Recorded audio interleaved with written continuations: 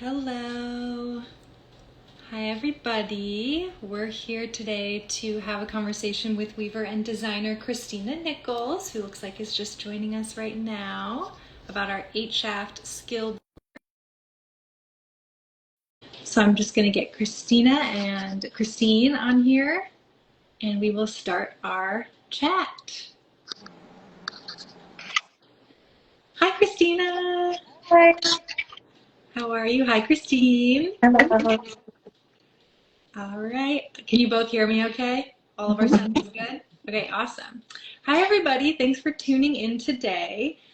We are here to do our live conversation for the 8-shaft Skill Builder subscription box with the designer of this collection, Kristina Nichols. So, Kristina, thank you so much for joining us. This collection was called the Twill Derivatives and Textures collection, and it's absolutely gorgeous. The pictures are still up on the GIST website right now, so if you haven't seen them, go check out the 8-shaft Skill Builder subscription box because they're just dreamy.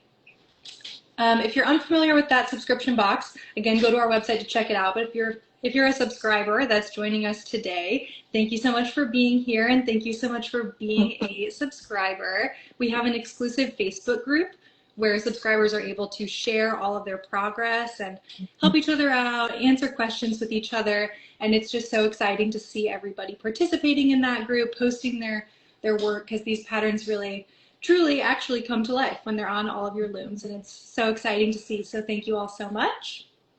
And this live conversation is a chance for our subscribers to get to connect to Kristina a little bit further and to just hear generally about what inspired her with this collection, things that she learned along the way, all of those kind of fun things. So just a couple of housekeeping items before I hand the conversation over and Kristina and Christine can chat.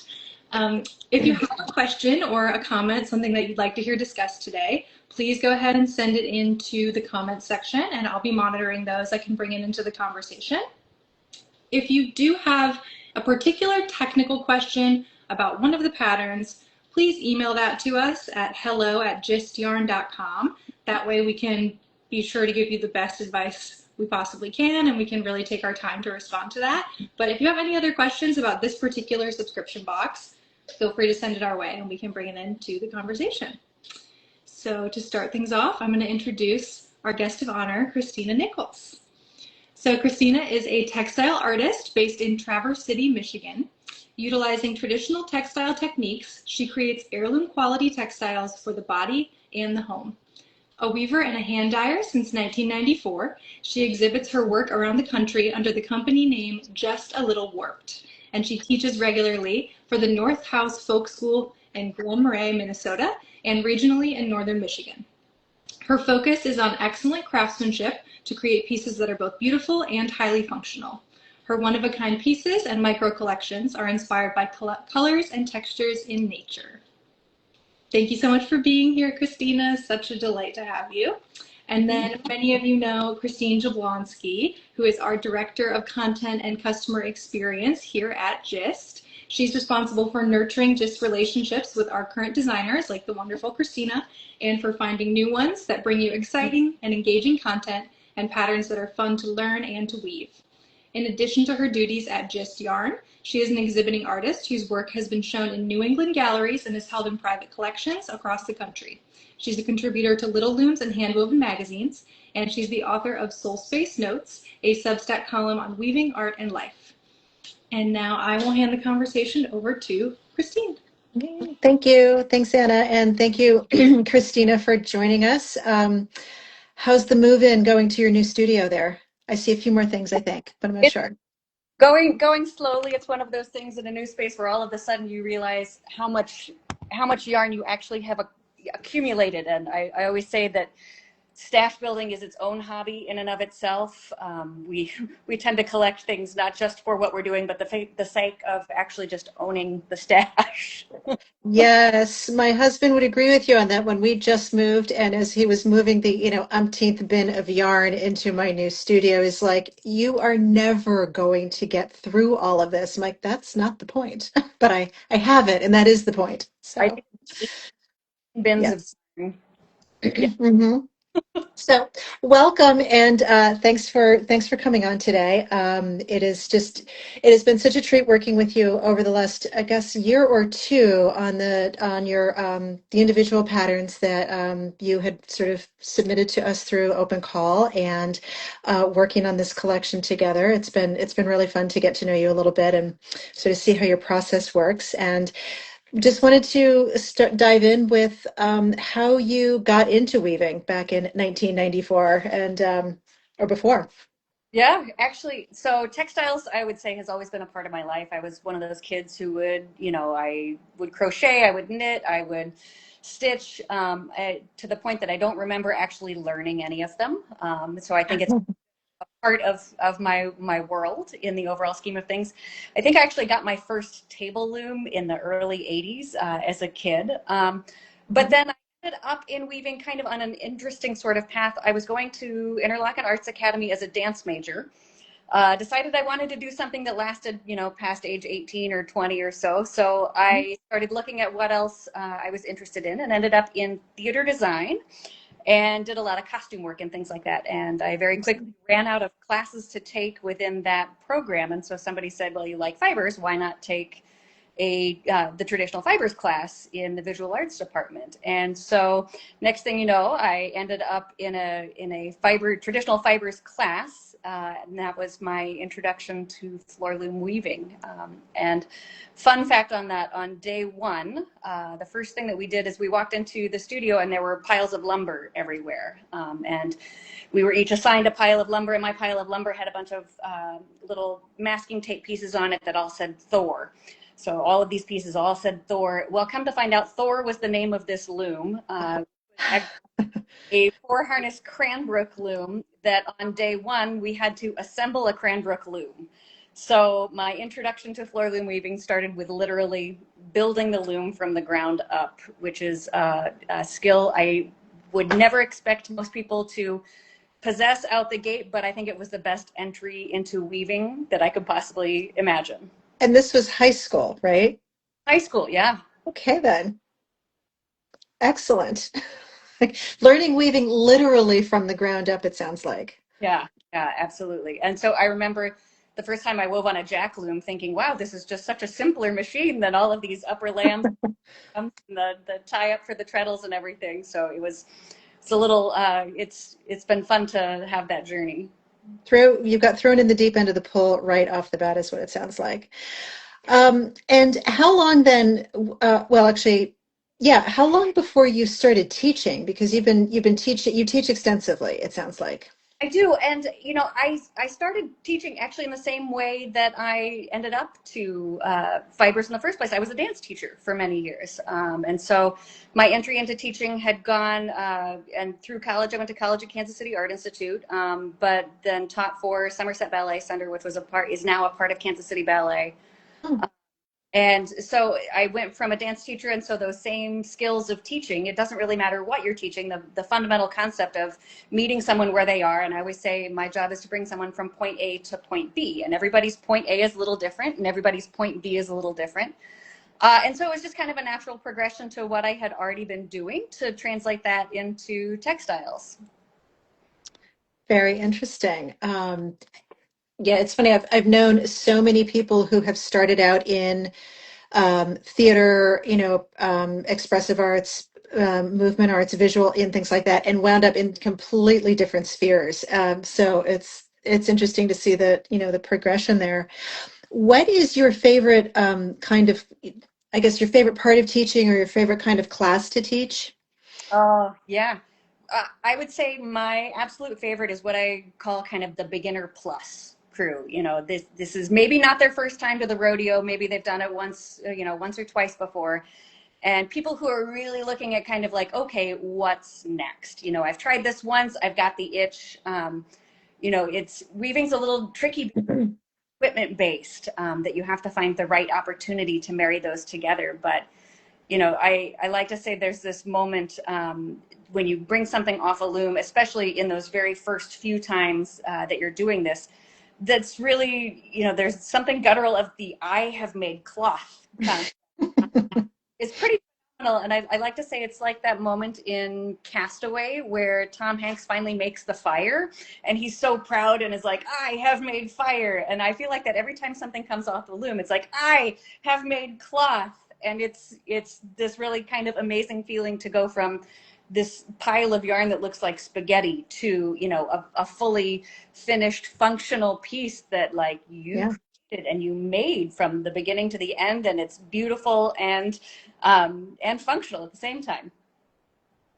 Very true. And it's so interesting. The history of weaving and cloth is so it's so critical to kind of to civilization. I mean, we would not be where we are. We would not have had global trade. We would not have so many things without cloth to make a sail or to make shelter or whatnot. And it's funny. It can be, on the one hand, it's sort of what they said about the internet. It's the most underrated and the most overrated thing ever. You know, it's, you know what I mean? It sort of strikes me as two ends of the spectrum. But yes, that moment of I made cloth, I made something is pretty amazing. When you know, when it comes off the loom. And I remember thinking, I when I thought about asking you to do this collection or to participate in this sort of skill building effort of ours, I couldn't. I had this feeling of like, I know she's the right person for this, but I don't really know why. And I think that was this sort of beginner plus and approaching this or having this philosophical approach of this isn't their first rodeo, but like, how can I bring them to point B? Is exactly what kind of brought this all together. So with regard to the projects in your collection, can you talk about your approach to, you know, the particular structures? I know we had talked about, you know, people are familiar with twill, they're familiar with waffle weave, they're familiar with color and weave. Now, how can we expand that? You know, to the eight shafts. And so, you know, could you talk about what your process was in terms of thinking about what would make some cool projects, what you wanted to explore there, if you had aha moments along the way, like what was that like for you from the designer side? You know, it's one of those things where I always like to say, what about this can be, you know, what's special about being able to do this on more than four harnesses? Because yeah, you can do a waffle on four harnesses, but when you have four more, all of a sudden the waffle pockets can get deeper. And not only can the waffle pockets get deeper because you can do that with six harnesses, but you can take a six harness point tool, but then you can add a plain weave selvage. And so next thing you know, now you have the functionality of not just those little four harness tiny waffles. You've got Mhm. waffles and this beautiful selvage edge that you can get because you have the extra harnesses to be able to do that. And there's also something just, I love the concept of any cloth that has this transformation when it comes off the loom. And that's where, you know, a waffle looks so different when it's still in that web form when it first comes off, and that magic of wet finishing something. Mhm. It's, I always like to highlight with folks because that cloth changes so much. And so that I think was kind of the jumping off point then to that honeycomb structure, which also has this same amazing transformation once you do the wet finishing on it. But then in looking at the honeycomb, it's like, all right, if we're using four of these harnesses and then we've got two, we can still do another two. So we can stack together, you know, a basket weave can get stacked on top of a plain weave that can get stacked on top of the rails, you know. And so how can we think of maybe the four harness unit that we can use in multiple stacks to really combine structures, you know, as you get to the placemat in it. Not only, you know, we've got color and weave, but we've got color and weave that essentially are doing a log cabin structure in one and almost a pinwheel structure in another, because you can lay two structures together, which is, you know, yes, you can just do an 8 harness point twill where there are a million combinations, but, you know, how can we stack together components or elements like these salvages or like two different 4 harness patterns in different ways to maybe start to use them as building blocks as Mhm. opposed to straightforward patterns. Very cool. Um, you're also so this sort of, that's there's a lot that went into that, and I'm sure that your brain was just firing off and, you know, all kinds of directions when you were thinking about this. But you're also a production weaver. And are those two disciplines, for lack of a better word, I'll use, do those sort of feel very different to you to be doing something like, pushing designs, pushing structures, and really trying to tease out very interesting things on the one hand, and on the other hand, production weaving strikes me as something where you have to be very like disciplined and striving towards efficiency to, get as much time, get as much product as possible out of your time at the loom. So how do those work together for you? Yeah, well, and it's interesting too because I have a full-time job. I also I work for Interlochen Center for the Arts and That's the right. Vice Provost of Education Operations. So this is all in addition to that. And so I would say it's kind of the name of my company kind of sums up a little bit. A little warped to do some of this, both as you're thinking, but when I think of production, I do just a little warped. I'm not putting on 50 yards at a time. I kind of have this sweet spot that I have learned that gives me both the opportunity to play and to do production work. Mhm. And for a long amount of time, I've been doing, not so much this year because I've had other things going on, but I typically try to do a warp a week. So I will try to do 11 yards each week. And 11 is somewhat arbitrary because that's the size of my favorite warping board. So I do 11 yards and it ends up being either 11 towels, 20 napkins, or 4 scarves. So I try to do threadings and opportunities that let me do work in production, but then still let me play. So when I do shows, so I do some of the national craft shows. I've done Smithsonian Craft Wear, Baltimore, ACC, the Philadelphia Art Museum Contemporary Craft Show, one of my favorites.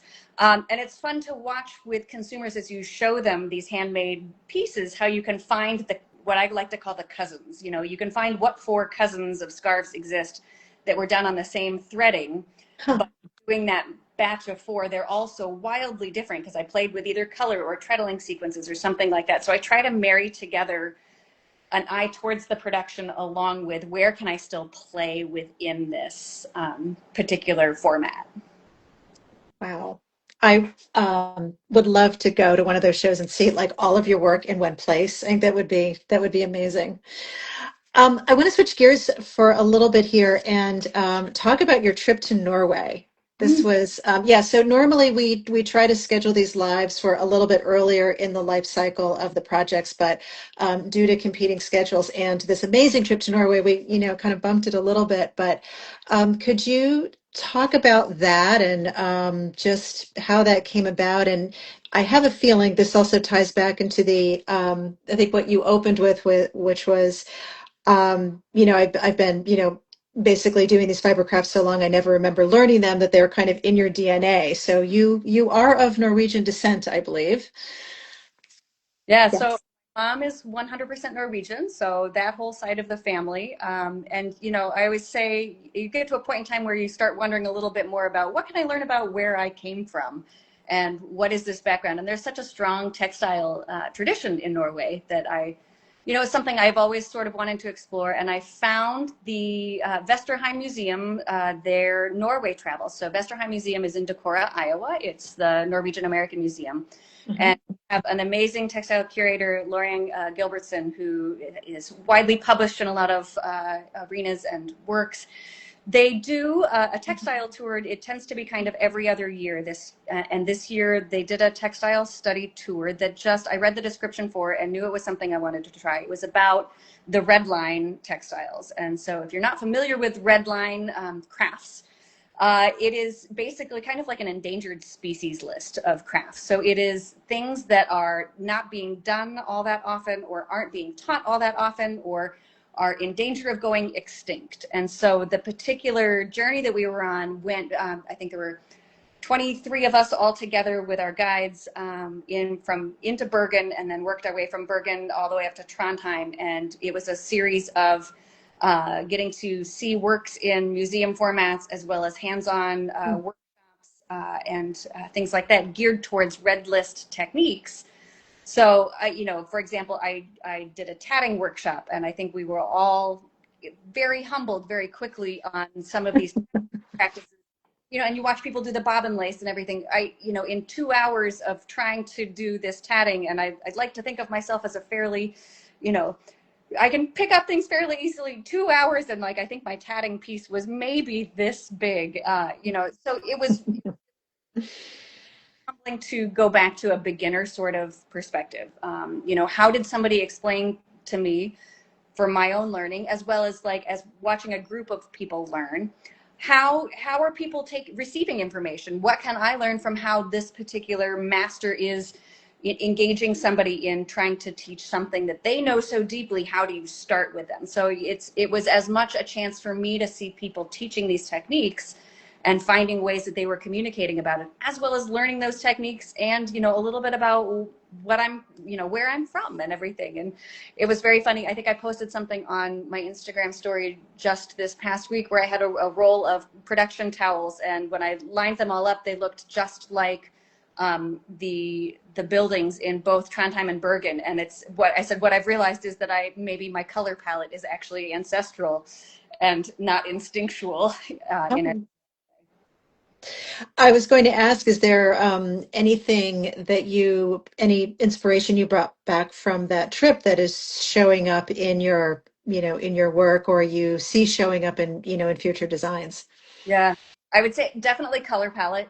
It is the Scandinavian color palette is something that when you see it in person is really just, you can't quite explain how beautiful it is and how, and I'm normally not what I would consider a color person. I feel like I am more of a structure person than a color person, but I think this has really inspired me to really play and push that concept of color within kind of that simplified Scandinavian design. So I think those elements will definitely be continuing to make their way into kind of, you know, the next iteration of work. Right. Anna, it sounds like we need to get a deck of Palette Scout out to Christina. So, let's see, what else? So, what is on your loom? Actually, what is the loom behind you? That's your giant, it's your AVL? Yeah, that is one of my two AVLs. One of two. Okay. Well, when I was graduating from undergrad, I thought, you know, I'm getting this degree in fiber arts, but I don't have a loom. What am I going to do? And had the fortune of finding somebody who was, or through Pauline Verbeek Cowart, who was the Mhm. chair of the fiber department. She knew somebody who was downsizing a loom, and I was able to connect and get this lovely loom that I have moved more times than I can possibly imagine. It's Mhm. inch 20 harness AVL production Dobby loom, which, you know, sounded like a great idea for a first loom to uh, every time I move it, I wonder why I don't do needlepoint. Uh, Mhm. but I have that loom. I have then I have a 16 harness folding Dobby loom, also from AVL, and then I have an 8 harness wolf pup, which is I use that really as my experimentation and play loom. There's nothing on the AVL right now. I just took a batch of towels off yesterday, so I think there's a video of them unrolling that's on Uh-huh. my Instagram of those 11 towels that just came off yesterday or the day before. And so the loom is naked. It's ready for something new. So what's going on it next? Quite decided. So, you know, I'm trying to decide if I want to play with something new. By default, I can always go to a production batch, but I think I want to play a little bit. You know, I have, you had mentioned I teach for North House Folk School. I've got 2 classes still coming up yet this year. One in August that is on the structure of summer and winter. So Ooh. and I've been kind of about every third work right now is kind of like I'm going to play a little bit more with summer and winter and the different treadling sequences you can do within that to how you can combine design. So I might throw a summer and winter on as the next sort of production. That's a class I have coming up in August. This still has 2 seats left in it. And then in October, I'm teaching also one of my all-time favorite classes to do. I do an exploring woven structures class where we have 8 looms and we thread all 8 looms with 8 different structures. And so one might be a waffle, one might be a rose path, a turned twill, a huck lace, a plaited twill. And so everybody threads one and everybody gets a chance to kind of round robin over the course of 3 days and weave 8 different structures and walk away with 8 full samples that they've gotten to do because we've set that up. So I'll probably either play with a little summer and winter to try play with some of the ones I've got my eye on for what to do with exploring woven structures, because I like to switch those up each time so it's endlessly repeatable. That sounds amazing, and I feel like we need a field trip to go take this class. Um, let's see. Off the cuff, what would be your desert island weave? You're stuck on a desert island. What is the one thing you're gonna weave? I'm gonna weave towels all day long, all day long. And I never thought I would say this. I think I had mentioned to you at one point, you know, I went through probably my first 20 years of weaving without ever weaving a towel or anything. I was an art school student. I wove like big, weird 8 foot by 8 foot. You know, I was using, or 10 foot by 10 foot. I was using the 60-inch loom and a double weave to make these big, giant art pieces. But there is something just so functional and beautiful that, with endless opportunity on, to just weave towels all day, every day. You thread it in a point twill, and you can go for miles, literally. Hmm. I'm personally right now I'm about to embark on what feels like I just want to weave plain weave. I just want to do plain weave towels. I've been doing all of these other structures. I just want to do plain weave for a while. Oh, um, let's see. Getting back to sort of the teaching thing for a minute. Favorite reference books for weavers or references, period, So I've resources. thought this a little bit. My go-to that I probably use more than anything is the Strickler. Actually, pulled it out. The Strickler, the 8 harness, the 8 shaft, Mhm. Weaver's Book of 8 shaft patterns. The Strickler book. It is, you know, I think endlessly versatile, and it both has uh, the information of not just the drafts itself, but then an explanation of, you know, what is a unit weave and why is this a unit weave. It's got that intro to each one of the sections. So I find that to be one of my favorite go-to reference books that I use. And then maybe two that are a little bit different, that push it a little outside of weaving. In the last year or two, have found a huge inspiration from Melanie Fallick's book, Making a Life, Oh yeah, yeah. which is just a beautiful, beautiful book. You know, you just can delve into the pictures, but all of the different stories of all of the artisans in a variety of ways. You know, I relate so much to that. We have this need to make things and make things with our hands, and why that's important.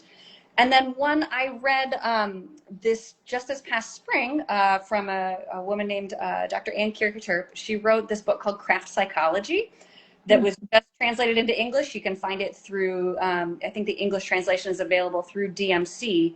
And she was a guest speaker at Northhouse for our instructor retreat weekend. And she really helps explain the brain psychology behind why we feel this need to do this. You know, talks about this concept of, like, for generations, humans have always wanted to be dry, warm, and fed. And so this need to create, let's be dry, warm, and fed. And she goes into the concept of why we need different sorts of projects to engage different parts of our brain. Sometimes we just need something that we need to do with our hands, or sometimes we need that difficult brain work to, like, work on a new skill or a new pattern. Or, like, within knitting, sometimes you just need to knit stockinette, and sometimes you need to do color work. And she's a big proponent of the fact that you need to have 10 projects going at any point in time. And so I say she has given us all permission Mhm. to have, because sometimes you need the simple thing, or sometimes you need the complex thing. So this is permission, scientifically documented, that we all get to have at least 10 projects going at any point in time, because they're actually feeding different parts of our brain, our soul, our parasympathetic nerve system, all of that. And she puts some great science behind it that helps give me a language when I talk to students about it too. That one is next up on my to read list, I think. And I think she's giving us all permission to buy multiple looms if we need, we need them. Clearly, it is a diagnosable thing. So, Anna, any particular questions that have come in regarding the collection or anything? No questions. We got a hello from Mexico. So hello back to you in Mexico. And Kristina, do you have a child? Oh, I have two.